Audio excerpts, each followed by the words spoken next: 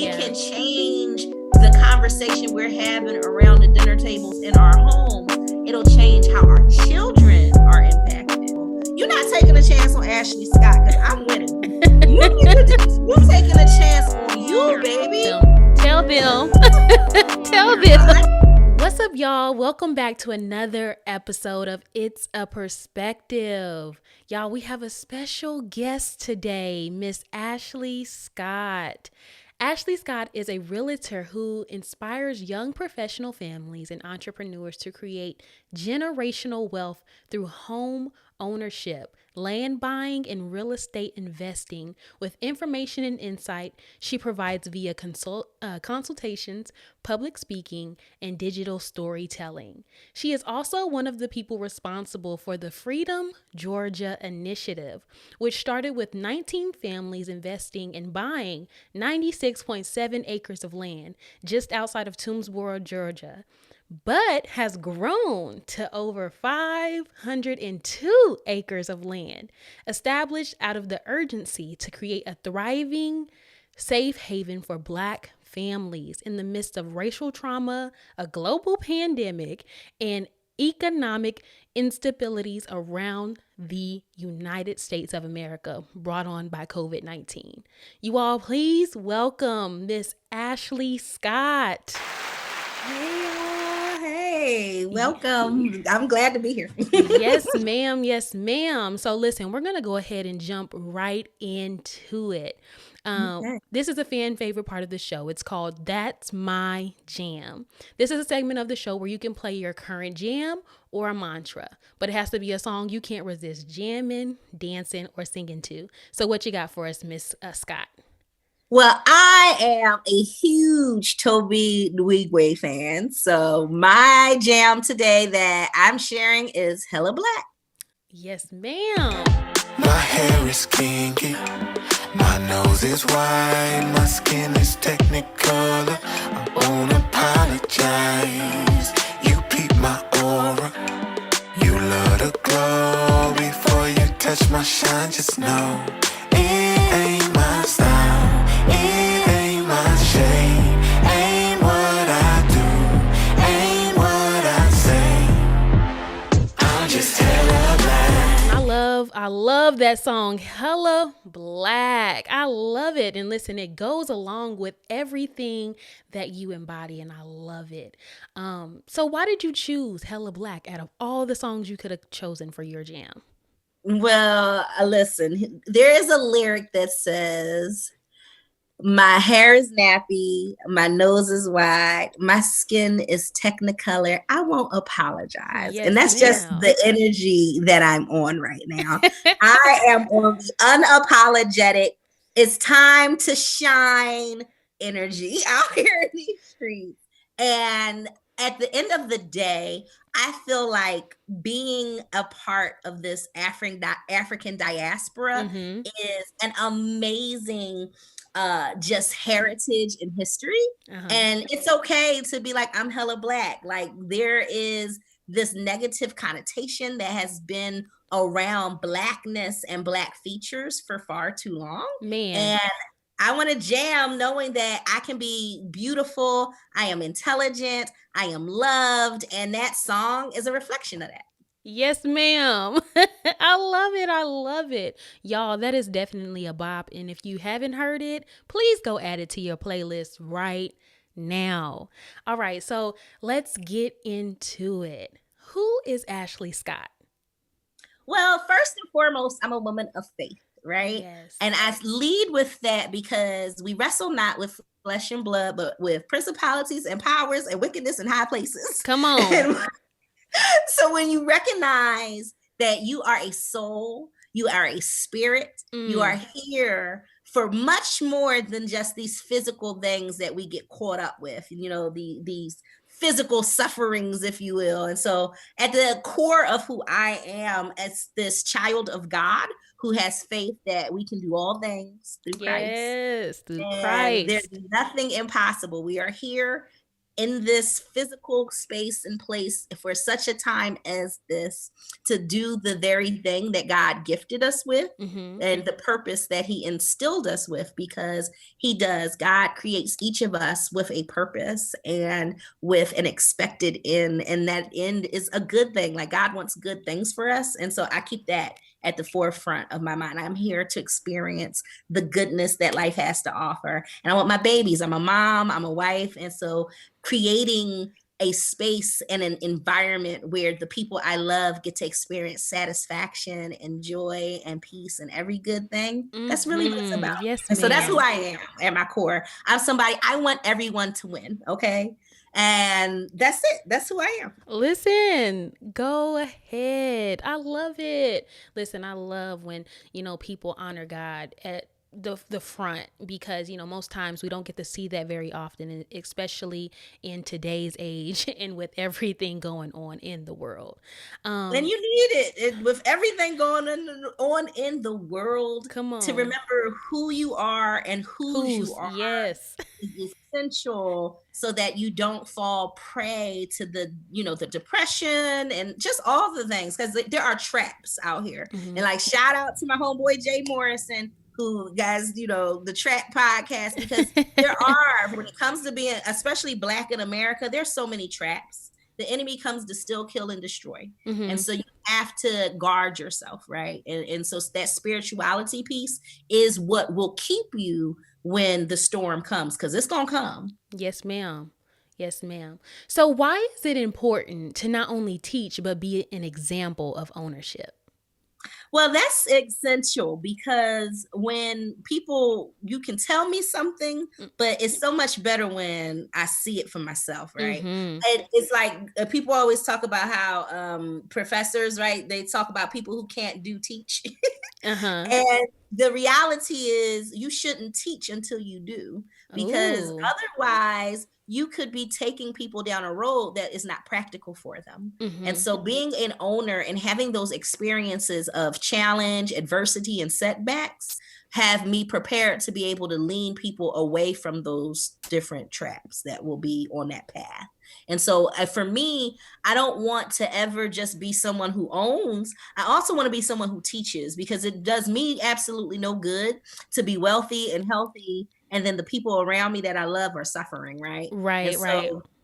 And even the people that I don't love, people who are just in my community, the people who are part of my collective consciousness, like, I need all of us to be in a space where we feel loved and secure and healthy, because when we are all doing well, then that means our world in general can have a much better experience for everyone involved, everyone here.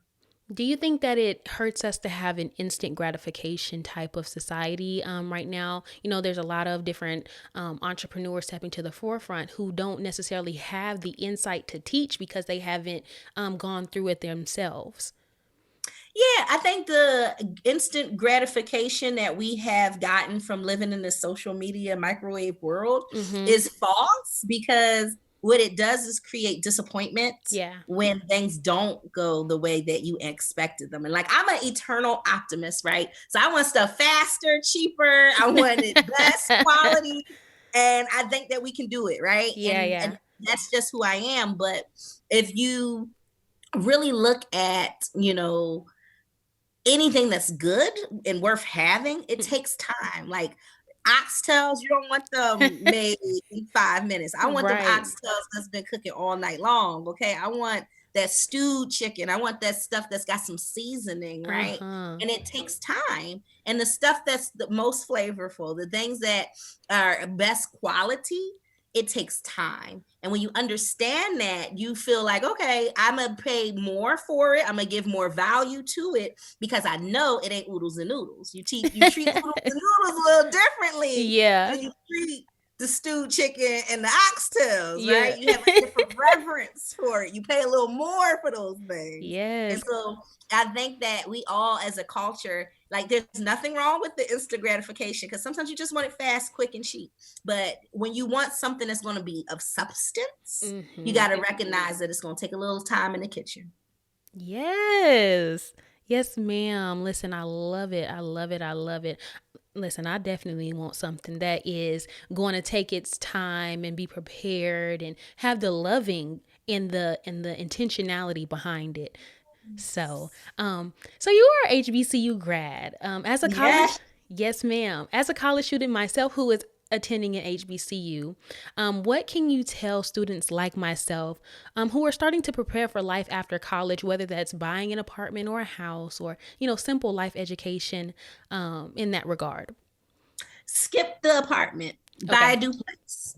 The first thing you should be thinking about is everything you do from the very gate should be about setting yourself up for financial success. Mm. And instead of looking at things that depreciate, a lot of us go out and buy that BMW and that Lexus. We go get that, penthouse apartment in the downtown area. Right. We want to show that we have created these trappings of success for ourselves. But really, what we should be thinking about is how can I create assets? How can I create revenue streams? How can I have passive income? Mm-hmm. How can I use my FHA loan, and instead of buying a single family house for myself or buying a condo when I get out of college, how can I get a duplex or a triplex or even a quadruplex? And instead of just paying someone rent, I can live for free. Right. I can have a mortgage on a 4-unit quadruplex. I live in the downstairs unit and then I'm renting the other 3 units out.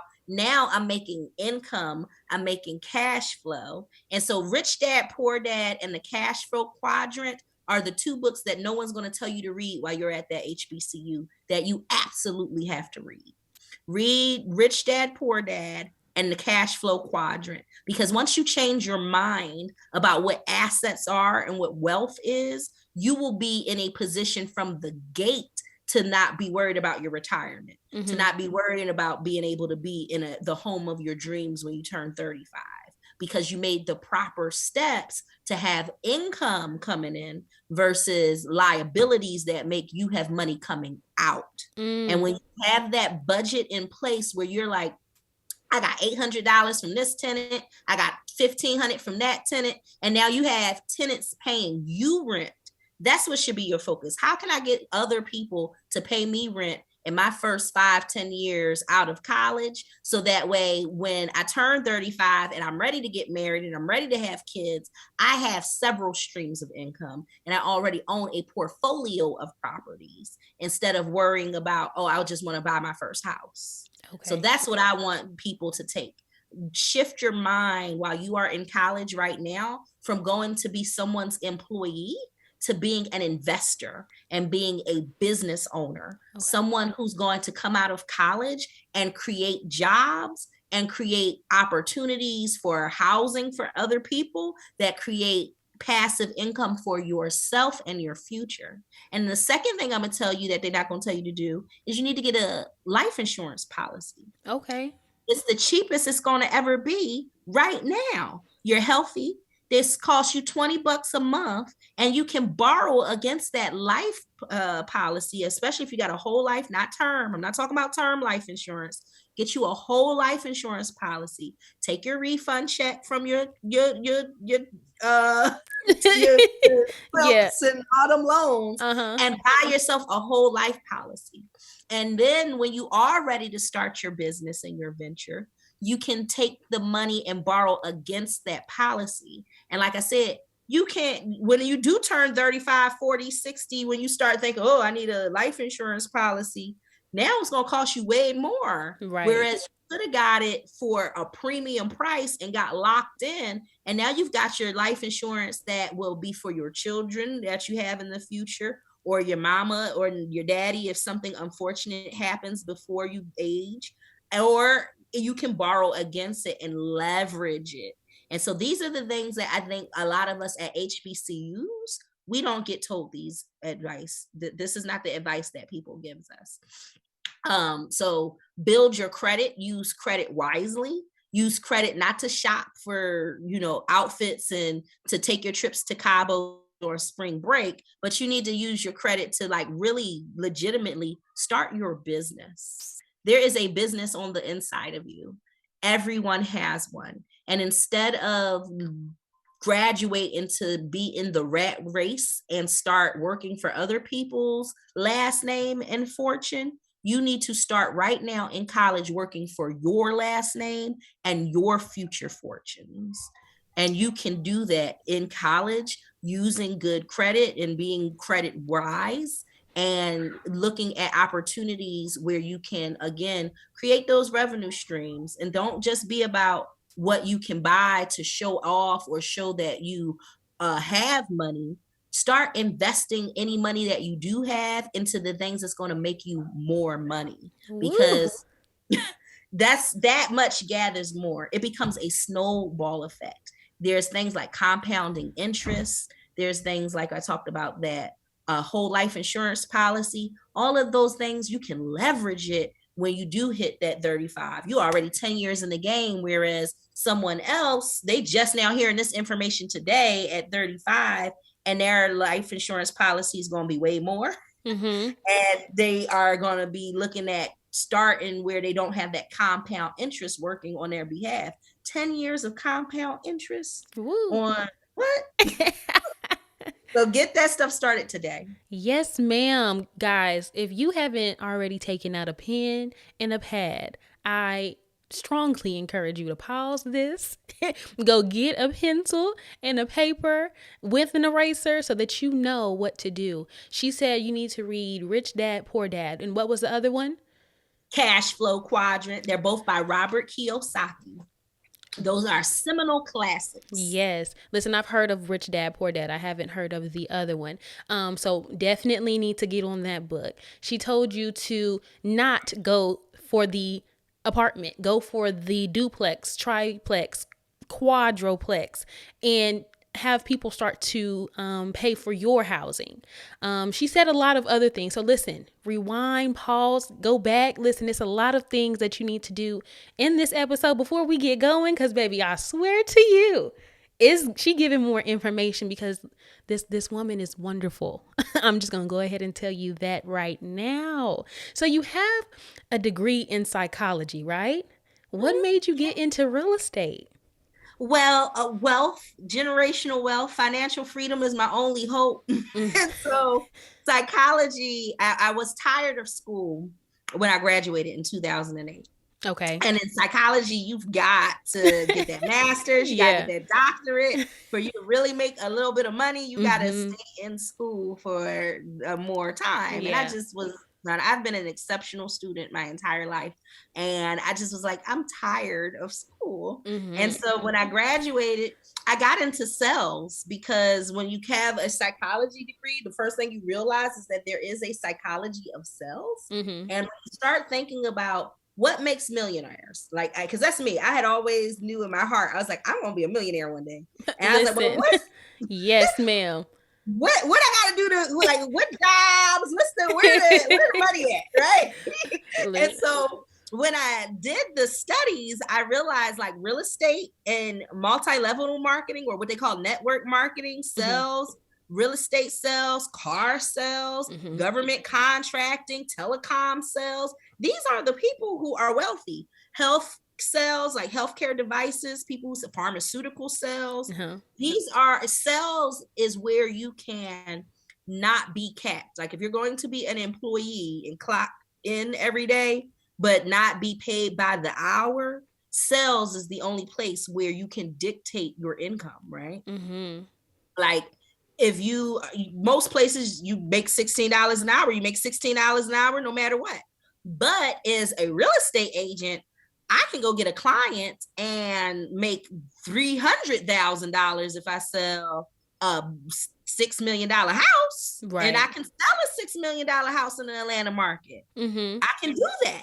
And so you have to go where the potentiality of having that kind of revenue is possible. Right. And so that's what got me into real estate, was this idea of, like, where the money at? Like, where I gotta go to be able to not have somebody tell me no matter what when I clock in, like I'm not gonna make no more than like you need to tell me I'm gonna do 40 hours a week. Right. And no matter what I do, Mm-hmm. I'm gonna still make the same check. Nah, not me. No, that's so real. Yes, I'm in that stage right now. I am a 22-year-old college student who knows that there's more out there. Knows that I don't want to be clocking in and saying, like you said, I'm working 40 hours a week and only making this maximum or this minimum. And I'm wanting to be a millionaire. Like you said, you always knew you wanted to be a millionaire. That's me. I know that I want to be a millionaire, and I'm just working my way to get there. So yeah, that's good. That's good. That's good. Has anyone ever told you that you guys are literally building Wakanda? Yeah, I mean, I heard that a lot, and I said it. I was the one who said we about to build Wakanda. Like, let me just be clear. Like, I wrote a Blavity op-ed that was like, why 19 Black families purchased 96 acres of land in the midst of a pandemic, and it went viral. Like, Diddy, Kanye West, everybody was like, yes, do that. Like, and I would have never. I didn't know I was building Wakanda. Even though I said I was building Wakanda, that's how God works, right? Yeah, yeah. Just like you speak those things that be not as though they were, right? And so I just had this tenacity and this audacity that we were going to build something. And then what I know for sure is that our ancestors, like we got the DNA in us that we can build Wakanda. We just have to have the opportunities to do it. And so buying this land, getting the capital in place, putting the people in place, those are the things that we have to do, and that we continue are pulling all of those things together so that we can build Wakanda. And there's really no excuses because we're only depending on us, right? We're not waiting for reparations. We're not waiting for Elon Musk or what's this, the one who's over there at Amazon, Jeff Bezos. Yeah. We're not waiting for them. Like, I could take a check. I'll take a check if they want to give the check, right? Like, by all means. But we can't wait. Like, that's the clarion call that I have for Blacks here in the United States. Is like, don't wait. There is nothing that can stop you from accomplishing your heart's desire. Yes, there's systemic racism. That is very true. But there is a time that we are in right now that's very reminiscent of the Harlem Renaissance era that happened in the 1920s in Harlem. I think there's just this whole reconstruction energy in general that is back. This idea that there's cyclical cycles, right? Things that what goes around comes around. And I just feel like the energy right now is that what you want, if we can just work together and continue to support each other strategically and communicate and trust, that I think trust is the key issue in our community, that we got to start healing from some of the racial trauma so that we can move forward. But the time is now. Like, I feel it like all around. Like, if there's something you want, like when you watching Earn Your Leisure and you watching just all of these movements that are happening where people are leveling up. Like, I love Derek Grace and what he's been able to do. And just, there's so many people out here, 19 Keys and Ben X and the Hereafter Farms. Like, there is no reason why you can't get in where you fit in and get around the like-minded people so that you can start to see success for your business and your future. If you will be consistent, there is nothing and there is no lack of money out there, because we spend money every day. We're huge consumers in the Black community, right? So if you can get your product, your vision, your voice in front of others, and you can easily do it because we got Instagram, TikTok, we've got social media pushing us in front of people all day long. So while there is a lot of saturation and competition, all you've got to do is find your voice and be consistent, and you will be able to attract people that will pay you money, whether you're doing hair, whether you are writing a book, whether you have an e-course. If you are consistent and you will put your brilliance into the world, there will people will find you and pay you for it. And we have to really encourage ourselves, empower ourselves, hold our own selves accountable for showing up for ourselves and putting it out into the world. A lot of us are scared to do it, Yeah. but if you do, people will meet you where you are. Yes, ma'am. Are y'all sure that you guys do not have a little bit of vibranium stored somewhere over there in that land? Listen, I think it might be, because when I first every time we come to the land, anytime people visit the land, they just be like, it's something special about this dirt. This dirt. Just the air, the stars. Listen, it's the breeze. Yeah, all of it. I think it's the forest bathing. It is forest bathing. So by the time you leave Atlanta, we're 2 hours away, 120 miles south, going southeast past Macon. And by the time you leave Metro Atlanta and you step foot onto Freedom Land, you have gone through the Oconee National Forest. You've gone through the lakes of Sinclair, and you've seen water, you've seen trees, you might have seen some deers and some birds, and you done seen and felt the entire change of scenery. By the time you get there, every burden that you have had from being in that urban rat race atmosphere is gone. Mm-hmm. You are like, wow, this is an entire experience on its own, just being back in touch with nature. Mm-hmm. Yeah, that's amazing. So the Freedom Georgia Initiative, can you tell the listeners a little bit about the collective that you and Ms. Walters have built? So the Freedom Georgia Initiative at its core are 19 friends and family members that decided to start a corporation, an LLC, so that we could purchase, subdivide, and build our very own community. And so we decided when George Floyd was murdered and Ahmaud Arbery was murdered and Rayshard Brooks, too many to name, that it was time for us to stop sitting around and complaining about the world not being a better place and start making the world a better place, if nothing else for ourselves and our children. And so that's our core group, and our core values is to buy and acquire as much land as we possibly can, so that we can bring other like-minded Black families, and we say Black families, but we understand that, Black folks don't exist in a monolith, right? We have us who are biracial. We have people who have different spiritual practices. We have different people who have different sexual orientations. We have people who grew up with white mothers and Latino fathers and abuelos and all kinds. We know that we have a diverse culture of Blackness. And so freedom is about bringing that diverse culture of Blackness together unapologetically and authentically. And so we always say Black families, but that doesn't mean like, your white families and friends aren't invited. Like, everybody of every race and every color is invited to freedom. We tell people that, like, we're not separatist, as some people think when they hear that we're building a city for Black people to thrive.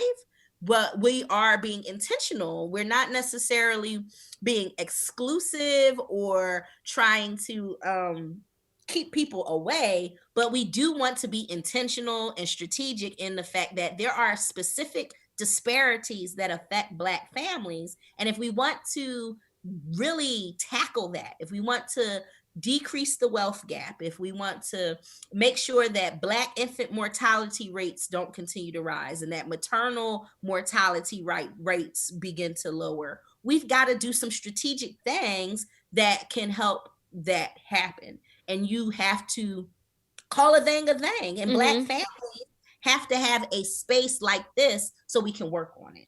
And that's what freedom is about, is like, let's have a safe space where we can work on our problems and hopefully create a replicatable model of solutions that can be taken to other communities in the same way. So when we start to say, hey, this works, this is what has helped our families to generate wealth, to be more healthy, for our children to have higher graduation rates, for our young people when they have children, for those children to live and not die on the child birthing table. We have perfected a culture and a community where Black people are thriving and not succumbing to these dismal disparities. That's our Right. goal. Right.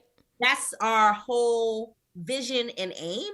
And that doesn't mean that white people don't have a place or that they're not welcome, but like, no, we want to focus on how do we make Black life better.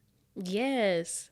Yeah, see, that's why I love it, and that's why I genuinely wanted to hear your perspective, because it is important for us to have these communities and have this outlook on life, because for a long time and still now we don't get the opportunity to thrive. And so to have a space where we can is going to be one that is going to, it's going to be so amazing. I can't wait to come and see it. And just thinking Yeah. about it just makes my soul happy. Absolutely, right? Yes. And that's our goal, is like that's what we are deserving of. That Black boy joy, that Black girl joy, this intentional space where it's okay to show up and be a child and not worry about being sexualized or worry about whether or not people are going to think you are a threat to their Right. livelihood, their Yeah. life, because there's so much conditioning, even in our own community. Like if I go to Chicago right now and I walk down the wrong street, I'm gonna clutch my purse a little Yeah. tighter. That's just Yeah. reality. Mm-hmm. And so to have these spaces where you can have that collective, Yeah. like I'm going to Freedom. I'm about to bring my Gucci purse. I'm Yeah. about to put on my cute stuff. I know ain't nobody about to rob me. I know I'm about to come. I'm Uh-huh. be able to walk. I'm about to be able to get on a scooter and scoot down the street. And ain't no Uh-huh. police about to be getting on me, talking about I jaywalk with a scooter. Like, Uh-huh. want to go somewhere and be able to live your best life To freely. to take a sigh of, or take a deep breath. I feel like in society, Black people don't have the freedom to take Yeah. just a deep breath and relax. We're always Yeah. on guard. We're always trying to make sure nothing is going to happen before it does happen. And so, Yeah. yeah, this is going to be great. And like, I can't wait to come see it. I'm gonna just go ahead and say it again because listen, it's needed. Oh Lord. Well, listen, we got events, so we're doing retreats.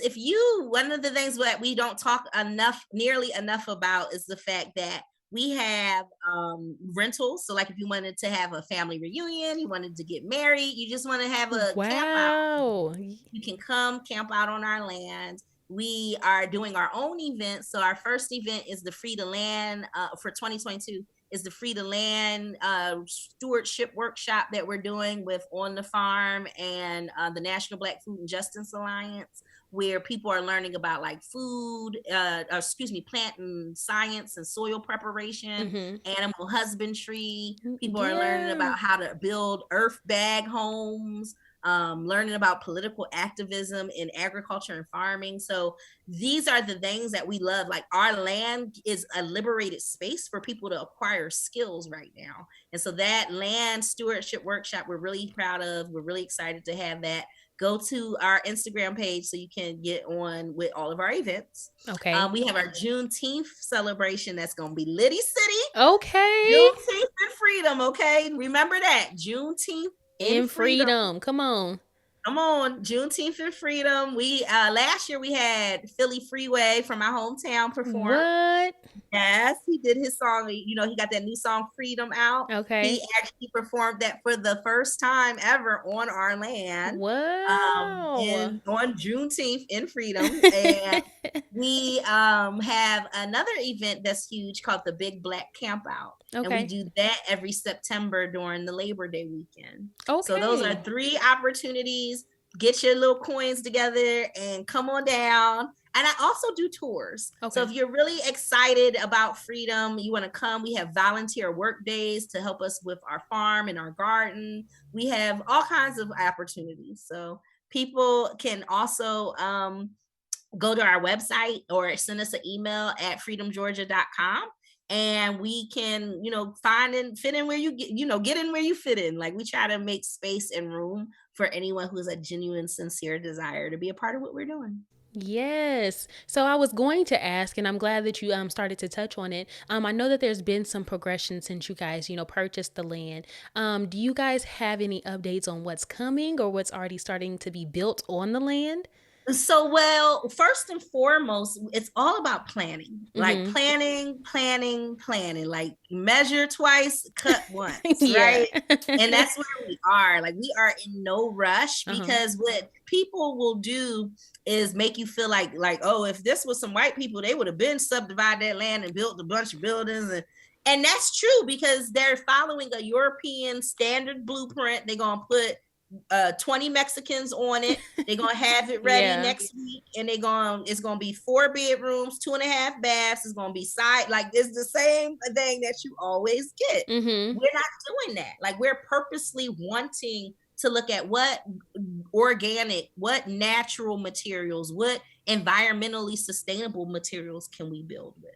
How do we build on our land that has all of these rich features? Like we've got a stream on our land. We've got wild boar. We've got deer. We've got endangered species of quail that live on our land. What? Yeah, right. And so we want to preserve habitats so that we Wow. know that we're not just coming in and grading and chopping all the trees and eroding the land and putting sediment into the streams and doing the things that are not sustainable. We don't want to build in that way. And again, it takes planning, it takes identifying the right partners, making sure that, and we still want to make sure we're not overpaying for these things. Yeah. Right? Yeah. So it takes time Yeah.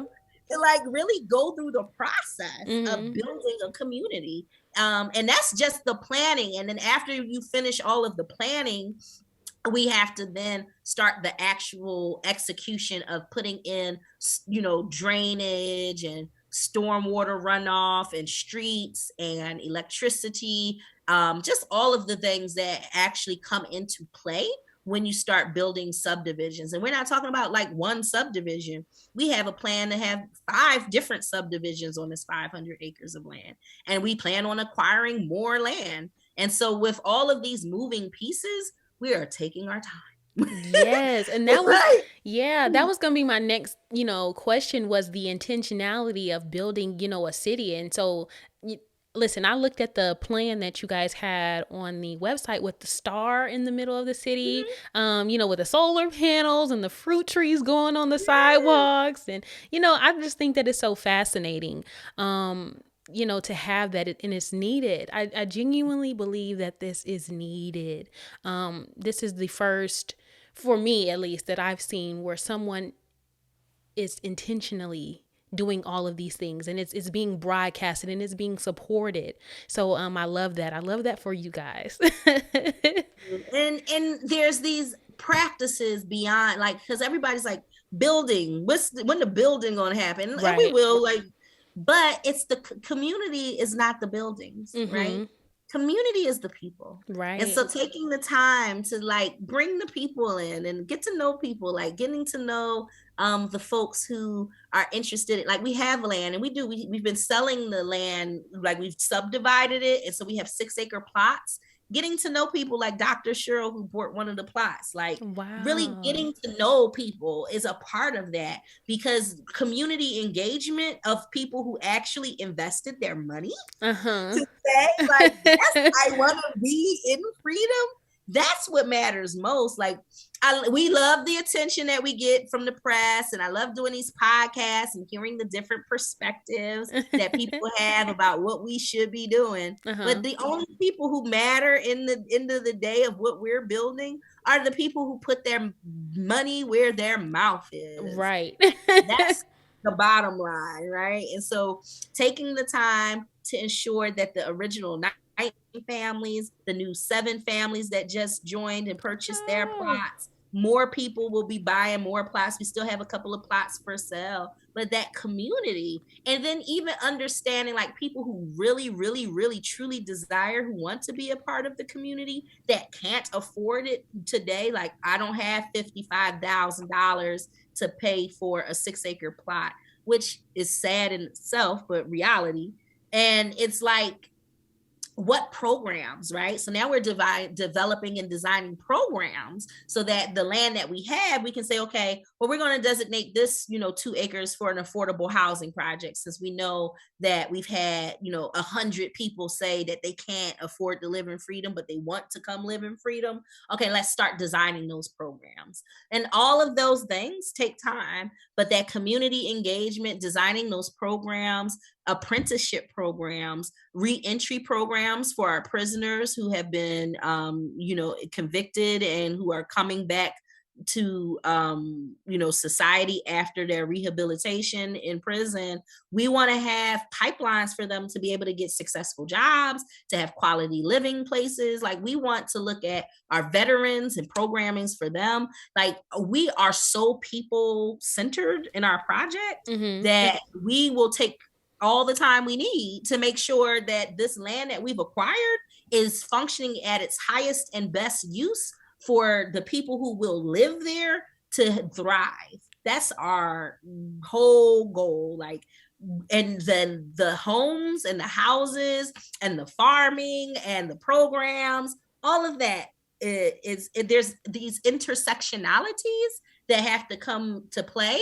And then you think about, you've got best practices from like architects and from sociologists and from urban planners, and integrating all of these guidelines into a master plan. It takes time. Yes, it does. It does. So essentially you all have the for us by us motto. Did you all know that the impact of seeing Black people and Black families coming together to buy land and incorporating Black investors and gaining Black involvement would, reach this level of impact? I I I I don't think I thought that it was going to be like this. I didn't. But I had an inkling. I had an inkling that what we were doing was going to be inspirational, and that it might just maybe inspire some other like Black families. Like, that was always my goal, was like, let me encourage people to like practice group economics, to practice Coochie Chakalia, to practice our Kwanzaa principles, right? These ideas around collective economics, these ideas around cooperative work and responsibility. If we're going to see the world change, we have to do it ourselves. Like, we have to be the change we want to see.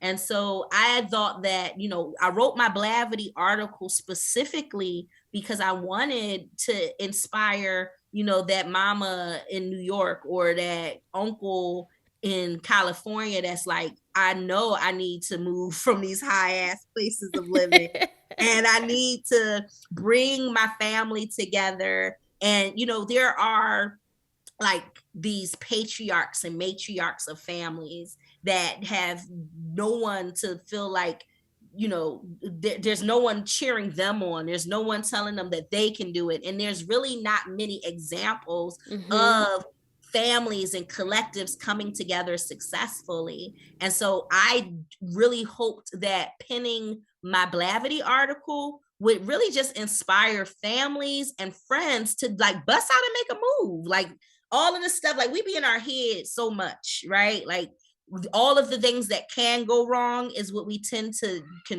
concern ourselves with. But my goal was like, well, what could happen if everything goes right?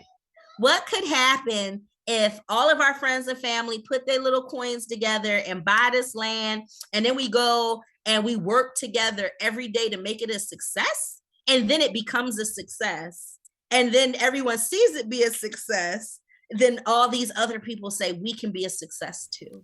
That's what I was for. Yeah. It's so good. That's so good. These stories, right? We need Black narratives where people are not always struggling. Yeah. Like, it should not always be this idea when you hear Black people, because that was the main thing, right? When people heard about us, it's like 19 Black people came together to do something good. And I'm like, come on now, we be on lines with 100 people. Like, I'm a member of Alpha Kappa Alpha Sorority and Keep Incorporated, Ski Sorors. And I'm like, Black people been getting together and working together for forever. So like this narrative that the media has projected through TV shows and movies and reality TV is this idea like Black people can't get along, Black women can't get along. These just stereotypes that have prevailed since like the Willie Lynch letter, really. And what we would do better to see is examples of people getting along and finding success. And a lot of times they're not highlighted, which is why I'm really excited and happy that our project has gotten the attention it has gotten, so that people can change the narrative, change the conversations that they're having in their own homes. Because at home, around the dinner table, people are saying stuff like Black businesses ain't shit. People are saying around the table at home that Black folks can't work together. People are saying around the dinner table at home, this is why Black people can't get ahead. Right. And so if we can change the conversation we're having around the dinner tables in our homes, it'll change how our children are impacted. And then when our children hear like, oh, well, Black families been getting together and buying land and building stuff for forever. And it's the truth. We've been getting together, buying land and building communities since America's inception. Like Black folks ain't never not had self-determination and safe spaces for ourselves. Like we've always had safe havens for Black families to be able to come together and thrive. Even in slavery times, there are pockets of places where there were free like not free Black people, not slave, just straight up free Black people, where they were thriving. But that's not the narrative. You can't find that in the history books. You're not going to find that on History Channel. You're not going to see that on h.org. Like you have to have this conversation on a podcast like yours today. Yeah. And we have to have those conversations in our homes at the dinner table so our children feel more empowered and inspired. Because when I die, it'll be Skyra Scott and Robert Jr. who take over this community that I've built. And they will feel equipped to do so because they watched their mamas and their daddies do it. And they'll be totally just amazing. I'm excited for the kids that will come from freedom. Yes, that's so good because the narrative that people try to push of the first, or not being not having this freedom that we have in the force that we have to do these types of things is kind of getting a little old. And so you stated we have to begin to do something that hasn't already been done, because to keep doing the same thing and expecting different results is the definition of insanity. Protesting and begging the senators and congresspeople to make a change and no change is being made is not working, end quote. How do we overcome the overwhelming nature of buying a house or land to create a space and a place where we can have a village and be a tribe again? Honestly, it starts with financial education. Like we've got to educate ourselves and be much more politically involved in our communities, right? Like when you buy a house, you become a homeowner in a specific zip code with a specific senator and a specific congressperson. And a lot of us don't recognize the power that we have as tax-paying individuals. And so when you are financially educated and politically educated, you recognize how powerful being a homeowner really is. So starting that journey of home ownership as early as you possibly can creates buy-in to your community. Right. Because if I'm going to get a mortgage on a home for the next 30 years, if I want my appreciation on that home to go up, I need to make sure that my community is a top-notch community. I need to be involved in the parent-teacher association. I need to be involved in my church that's in my neighborhood. I need to be involved in the neighborhood planning meetings. I need to be involved in picking up the trash on my street when I see someone littering. Right. I need to be involved in making sure my house is power washed once a season so that when people are driving through here, it don't look like these homes have been unkept. We have to be way more accountable and responsible for the communities that we live in, and it starts with taking pride of home ownership. Okay. And so if you will take your credit score and get your credit score to a 700, that's the very first step for all of us to completely change the station of where we are in our financial life. Just getting to a 700 credit score, because that unlocks the lowest interest rates for a home.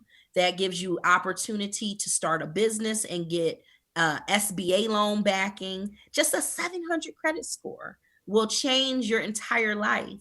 And then buying a home will set you on the path to increasing your net worth by at least $100,000 or more, because that home has appreciation and something called equity in it. And that equity is in direct correlation to your net worth. So the sooner you can buy a piece of property, the sooner your net worth will skyrocket. And the sooner you increase your net worth, every disparity, all those statistics we talk about, the chances that you're going to go to jail or your children are going to go to jail, the chances that you're going to get sick or your children are going to be sick, the chances that you might be murdered or your children will be murdered, all of those statistics go from here to here, right, because of your net worth changing. And once your net worth changes, you're on a different trajectory. And the only way to really do that is by buying a home. And you can buy a home. It takes 2 years. If you can be diligent to get your credit score in place and have 2 years worth of taxes and W-2 pay stubs, I don't care if you make $8 an hour, you can buy a house, because consistency of going to work at that same job for 2 years and that 700 credit score that I told you about, you can go buy a house. Now, it might not be the best house, but if you do what I told you to do, which is find a duplex or a quadruplex or a triplex, and you buy that with your FHA first, then they're going to count the income from those other units as rent. That's going to increase your net worth. So you've got to be thinking, how can I build my net worth through real estate ownership? And the first thing you can do is go use your FHA loan with your good credit score, because you're going to work on getting your good credit score and getting that credit score to 700. And then you're going to see your entire life trajectory and the trajectory of your children's life change because you are a homeowner. Yes, you guys, listen, consistency goes farther than just doing it in your career. Do it in your personal life. Build home ownership so you can build your net worth. Okay, so I am from Oklahoma, where Black Wall Street was created. What does the comparison of Black Wall Street hold for you? Honestly, I'm honored every time someone says that, because I definitely was inspired by the Black Wall Street movement and story, because if our ancestors did it, why can't we? Right.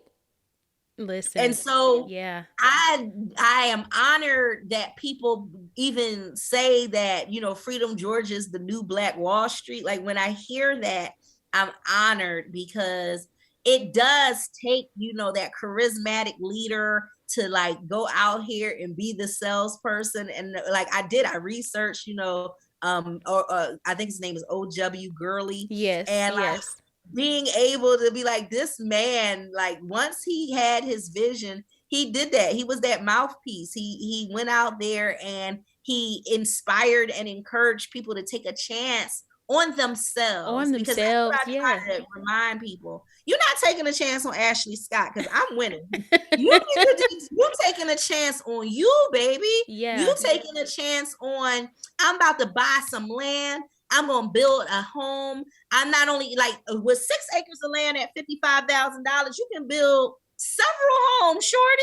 You can like your whole family can live on 6 acres easy. Like Yeah. most of us is like when you look at urban living, there are apartment structures, right? That are on a quarter acre of a lot Right. that go 30 stories up. It don't take all of that to be successful. And so we got to get out of our own way, really. Yeah. Get out of our own way, make the investment. Stop feeling like if I invest in somebody else's project or if I get in on this too, I'm making someone else rich. Because we've been making everybody else rich, but when it's Black people, we act like we don't want to see each other eat. Like, get Come out of on. that mindset. Listen. Like, you okay with Calvin Klein eating, Gucci eating, like you, everybody can eat, but we can't eat. Right. Like Black people, we tell them. Tell them.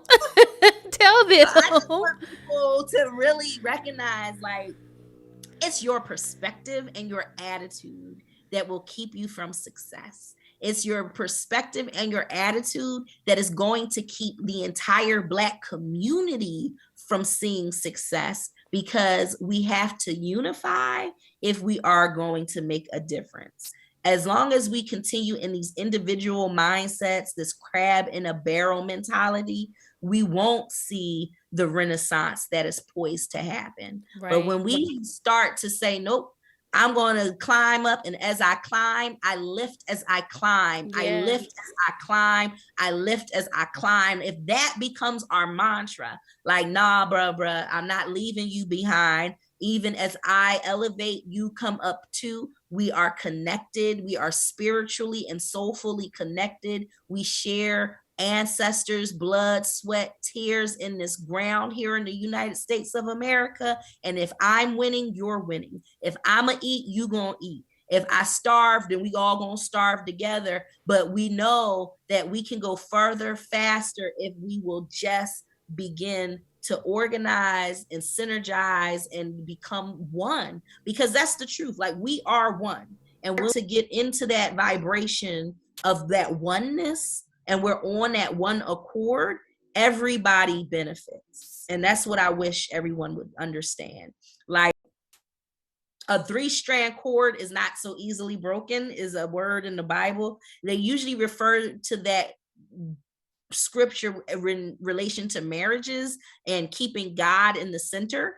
But the reality is, when you begin to intertwine as just brother and sister in arms for the cause, for economic development causes, for political causes, political power, then we're not so easily broken when we all link up and decide, like, hey, your cause is my cause. And I'm not going to sell out because I'm worried about my own individual benefit. I am attached to you in a real and genuine, meaningful way. So that way you can't just knock us down. You can't divide us. You can't stop us, because we're a group and a unit moving all on one accord together. And that becomes a force, an unstoppable force. And that's what I hope we can all do together. Yes, that's so good. And just changing our perspective just a little bit. Just the smallest change can be the biggest change for the collective. You know, just if one person just had 1% change in their perspective, like, we all can't think the same way for the whole time we're living. I think that's unrealistic. So to have unrealistic expectations for Black people, because I think that we do put that on ourselves.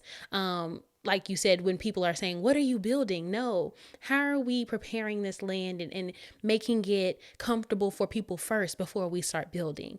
I think that's important. So yes, changing just our perspective, just that small percent will help in that manner.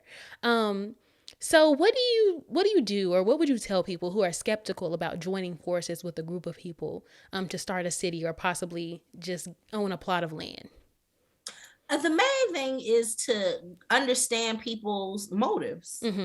Like, if you know what people really want, like, if I know what that person's motives is. If it's in alignment, then do it. And if it's not, say no. Right. Like, that's the bottom line, is like really being clarity, having clarity is the best and biggest thing you can do when consider doing anything with a group of people. Because when you lose clarity and everybody's not on that same page, then you're going to have some trouble. As long as everyone is on the same page, like we're farming, we're building our custom homes, and we are enjoying our land and our life and enjoying the wellness that nature provides to us and our guests. Right. We all signed up for that. We knew. I made a PowerPoint presentation.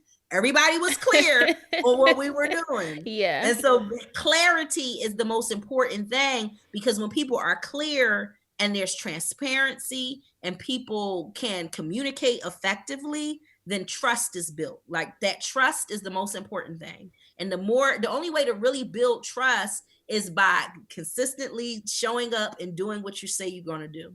So if you show up, you do what you say you're going to do, that trust goes up. That trust goes up. And the more that trust goes up, the bigger things you begin to start tackling. You start feeling like, I can do even more impossible things now, because I trust that the people in my collective have the skill set, they have the consistency, they're going to show up. So being in a mindset that I'm going to communicate effectively, I'm going to show up and do what I say I'm going to do, so that I can build trust. That trust factor is the most important aspect in any group economics, any group project, collective project, whether it's buying land, building a subdivision, starting a business, starting a school, starting a hospital. Everybody's got to be on the same page and be able to communicate effectively if something changes, and have flexibility too.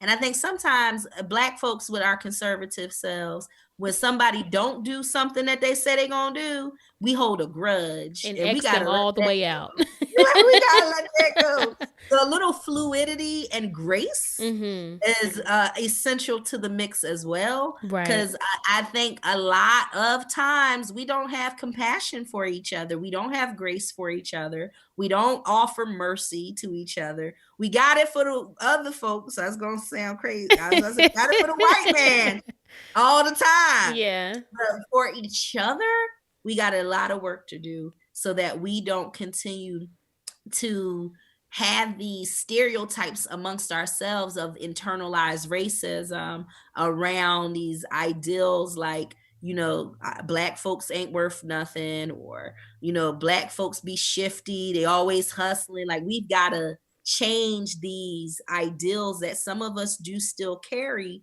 And we do, because as soon as somebody do something we don't like, that's the first thing we say. Like, that's why I don't do business with Black people in the first place. Yeah. Like, we've got to change these internal narratives of internalized racism that we have.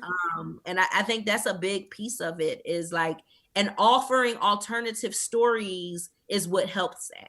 Offering alternative narratives, seeing successful groups of people working together and even overcoming the adversity and challenges. Like, our consultant, Mr. Wayne Swanson, tells us all the time, like, hey, y'all need to let people know areas where you're failing. Like, you don't ever want people to be watching you and think that it's all roses and cherries. And then when they duplicate and try to go out and do what they think they see you doing because they watching you on social media, it don't pan out like that. Yeah. Now they mad because you weren't transparent about the challenges and the failures and the adversities. And people aren't usually transparent about the failures and the challenges and the adversity, because we don't want the I told you so's and the things that come after. So it's a lot of psychology, and you've got to have in your heart and your mind this tenacity that you're not going to let anything stop you from that mission, that clear mission that you all got on when you decided this is what we're doing and why. You've got to keep on holding on to that first initial vision when the highs and the lows and the valleys and the peaks come, because they all come. Like I said at the beginning, And a storm's gonna come. Yeah. You just gotta make sure you got your umbrella and your rain boots ready for when it do. Yeah. And you do that through that trust factor. I was telling you have a lot more trust that you're going to fare well in the thunderstorm when you know you got your rain boots, your raincoat, and your umbrella. You don't mind going out in the storm. When you know you Yes. aren't prepared, then it's going to be like, I might be avoiding the storm today. Yes. And it's super understandable to not feel like you want to be transparent, but I know for people like me, I love seeing transparency and like, it's not going so well in this area, but we're figuring it out because it shows you that everyone is, essentially human, and everyone has those hiccups and those things that they go through, and it's kind of like the success story. We all love a good success story where it goes like it's going good, and then there's a dip, and then it comes back up, and it's like, yay, they did it. So yeah, I love that, and you guys being transparent and showing us the steps. So with that being said, I heard that there is a talks of a reality show or docu series. Ah, yes. How is the progression of that going? Listen, I'd be interested to follow the process of the Freedom Georgia initiative. Well, listen, so we signed with there's a Dr. Phil, right? This guy, Okay. Dr. Phil, Oprah's homie, Uh-huh. Oprah's bestie. He's got a company called Stage 29 Productions. So early on, we had a lot of producers and different people reach out to us, but Stage 29 Productions had Tyler Perry, because that's his homie too. So Dr. Phil, one of our white What? friends, Come one of our white on. allies. So like he homies with with Oprah and Tyler Perry. Yeah, So yeah. he must be one of the good ones, Yeah. right? Let's go ahead. So we are working with Stage 29. Tyler Perry has come on as an executive producer. Wow. Listen, yay. So we have not Congratulations. sold it yet. We're taping and we're in the process of just the things that you do when you are doing a docu series. It's not a reality show, so it's not Okay. going to be like the Braxtons or No, we anything. don't want that. We don't want that. It will be very much a docu series that looks like into the lives of us as women, as leaders, building this community and what it's going to take to bring it into fruition. And even like all of the experts and the people that we're meeting with, like Black folks are dope, and we've got some Yeah. amazing people that don't usually get highlighted, right? We highlight rappers and basketball players and football players, and we know about certain designers, but our architects, our inventors, they don't get the Right. shine Yeah. that I think it'll be really cool to be able to showcase in our docuseries. So we're really excited about it. And I'm super glad that you guys chose, the docu-series route because, reality shows they get a bad rep for a reason, and the initiative that you guys are pushing for community and togetherness. Listen, I'm glad that the reality show is not going to be pushed to separate that narrative. So we're wrapping up here, but what is the most important lesson you've learned over your career? Over my career is that relationships are everything. Okay. At the end of the day, the relationship that you have with individual people will open doors in the future that you don't even recognize, know of, have any indication of what's coming. And so if you keep solid relationships, if everyone you meet can say that you have brought them joy, that you have been helpful, that you like that positive, beneficial experience is what people have with you, that's important. Do your very best to guard your reputation by being the kind of person that folks only have nice things to say about. Right. Because when that is who you are, there's not a room you will not walk into and a door that can slam on you, because there will be someone who's there that says, let me hold the door open for this person. I know them. I remember them. They were good to me. They had good ideas. They had a good spirit. And I want this person in the room. And so those relationships with people, you've got to hold them tight, and your reputation, you've got to guard as just like a greyhound. Like, you gotta guard your reputation. Yes. And the only way to guard your reputation is by showing up and having that good character. Like, you have to be a good person. Your reputation will always precede you. And the people who give you a reputation, you got to have a relationship, a positive relationship, to ensure that that reputation stays intact. Yes. So protect and guard your relationships with people, even if it's the secretary, if it's the door person at a fancy hotel. You treat every person with respect and honor. And if you do that, those relationships in your career, you will be surprised. A driver of someone rich and famous that you met in an elevator could open a door for you. Right. And you would never know it. And you have to really treat people well. If you treat people well, you will never have a problem in life. It'll come back full circle. So what is your favorite productivity hack for entrepreneurs or a person like list? Write a list. Okay. Every day, start with a list. Prioritize the one thing, because I feel like we are in a world that has you obsessed with productivity. And you can't be everything to everybody at all times. So Gary Keller has a book called The One Thing. And so what you have to do,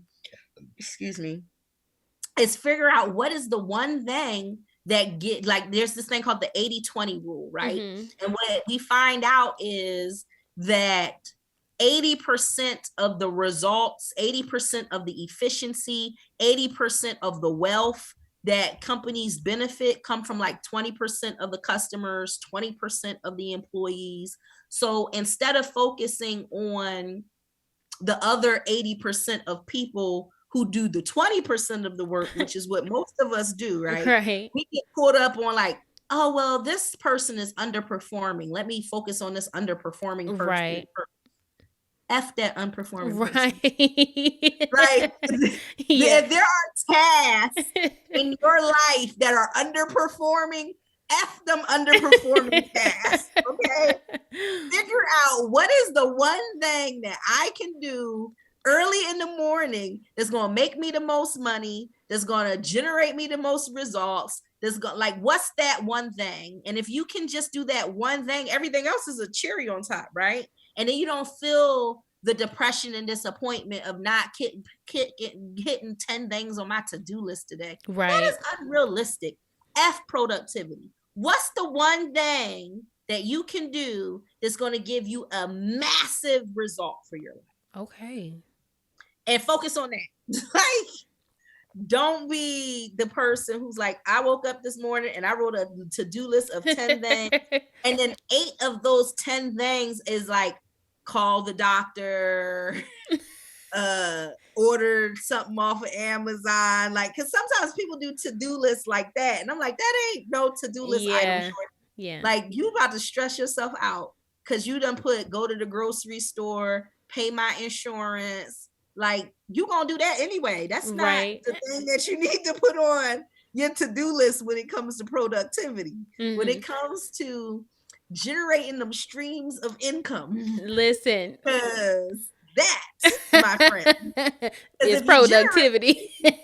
Some streams of income, you can hire other people to do the thing. Come on. You don't have time to do. Come on. So, focus and figure out what's the one thing that's going to make me feel the most productive and have the most massive results. So I write a list of things and then I choose one thing. I'll be like, okay, here's my list. Here, what's the one thing on this list that I'm going to do that's going to make me some money or really, really, really like touch my soul? Like, because sometimes the one thing I need to do on my list today is go to the spa. And that's okay too. And yes. I just feel like America in this Instagram generation that we in will have you feeling like you're supposed to do 100 million things every day. And you can't. You will burn out. And I want us to not burn out. I want us to have a strategic and intentional way to see the success that we want in our lives without the overwhelm. Mm-hmm. And so write the list. I call it a data dump. where you just write everything out and prioritize it, and then pick the one thing, and then the next day pick the one thing. The next day pick the one thing. If you just pick one thing that's going to make a massive impact on your life and get that done early in the morning, that's the first thing I will say. Like, don't pick the one thing and then wait till 9:00 at night to do it. Pick the one thing and do it as soon as you can, early in the day. And then you get that psychic paycheck of, I did my one thing. And then you're feeling good because now you got that feel good energy. Like, yeah, boy, I sent that email, I'm about to get a check. Yeah. And then that I'm about to get a check energy changes all of the rest of the day's energy. And you might start going back to the list like, oh, you know what? I can get this stuff done too while I'm at it. Because I'm feeling myself. Listen. Feel yourself and be productive. Get to the bag. What's the one thing to do that's going to be income generating activity? If you can, and as a student, if you start thinking in that manner of, I'm going to do one thing today that's going to get me to the bag. That's not social media. That's not usually even like, it's a call to action that will close people to give you their coins, right? Like, I'm going to send a text message with the link to my ebook to all of my friends today, because that's going to get me to the bag. And then now that is done for my day, I can do the rest of this stuff on my list. Other 80% of garbage can now be done because I took my time to do the one thing that would generate me the most powerful results. And if you have income, listen, the Bible says that money solves all problems. So okay. It does. Like, people don't be reading the Bible. I be like, people always be like, the root of the what is the quote that people like to quote in the Bible, that the love of money is the root of all evil? Okay, The love of money.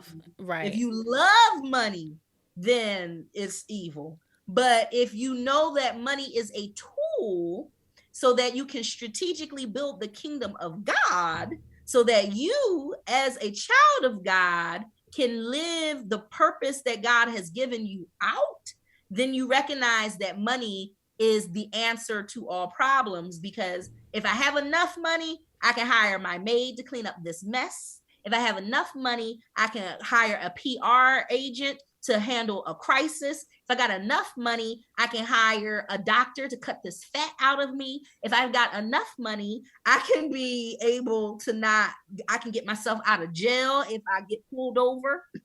Like, money solves all problems. Yeah. It is the answer. Money is the answer. I'm with you. So what is next for you and the Freedom Georgia initiative? Farming. So farming is our primary goal. Food sovereignty is essential to our health. And so for us, we are working with, again, our Mr. Swanson. And that is essential for us because, one, it generates income. But if we want to have our best selves, like when I talk about Black families thriving, and when I think about wealth and legacy, you can't think about those things without recognizing how important health is. And to increase our longevity, to increase our children's life expectancy, we've got to eat better. We all have to have access to fresh, healthy fruits and vegetables and high quality protein. And a lot of the garbage that is on our shelves in the grocery store, we don't know where it comes from. It's old. It's been from the farm to the truck to 100 different other places before it makes it to you. Right. And that chain of food processing takes the life force out of the fruits and vegetables, right? So having on-site access to fruits and vegetables where they are freshest, being able to pick it right from the vine, take it right from the tree, its most freshest, most nutritious aspects are when you are living amongst your food. And that's what our whole plan is, to set up the community so that there are edible landscapes, there are community organic gardens, we have our cattle and our sheep and our chicken and our eggs, so that when people come to Freedom, not only do they have, the restaurants that are featuring this fresh, healthy food, as residents who live there, they have instant access to this stuff in their backyard. So that way our health outcomes are much better. Wow, that's amazing. I truly can't wait for all that Freedom Georgia has. I guess you guys call it Freedom for short. Yeah. And so it's going to be amazing. I truly appreciate you. Where can people find you? So personally, I'm Ashley Scott KW on Instagram. You can visit ashleyscottinspires.com. If you're ready to buy a house, hit me up. I'd be happy to work with you. And if you're interested in our Freedom Georgia initiative, you can visit www.freedomgeorgia.com. You got to spell Georgia, the whole state out, not just GA. And we are also on Instagram, Twitter, TikTok, and Facebook, Freedom GA 2020. And we are available. So slide in the DMs and like our reels and our stories, and check us out on YouTube, leave comments, and we be in the comments. So don't come for us, because we will come back for you. So we got fans and we got trolls, and you don't want to be a troll, because the fans is gonna come for you really hard. So yes, don't do that. Out here. Listen, I want to say thank you so much for coming on It's a Perspective. I love your perspective of not only real estate, but career, ownership, all of it. I am, like I said, I'm truly excited, to see all that Freedom Georgia has to offer. I'm going to be looking forward to the docu-series and checking out those dates for all of the things that are coming to the land, Juneteenth and September. So I just want to say thank you again. Is there anything that you would like to leave for my listeners? Any encouragement? The main thing is this: remember who you are. You have the ancient DNA of kings and queens and pharaohs on the inside of you, and you have everything you need, and you are more than enough. There is nothing on the outside of you that can keep you from the purpose of God on your life. You just have to show up and shine. Yes, thank you so much, Miss Scott. You guys stay in tune with her, and please go follow everything Freedom Georgia Initiative. Thank you again. You're welcome. Thank you for having me. All right. What's up, y'all? What's up, y'all? What's up, y'all? What's up, y'all? My future isn't determined by where I currently reside. Understanding your worth will put pride in your stride. I'm accountable to my call. There's no compromise. I set my own bar, and you better know it's set high. It's giving what it's supposed to give. Ooh, stop playing with them.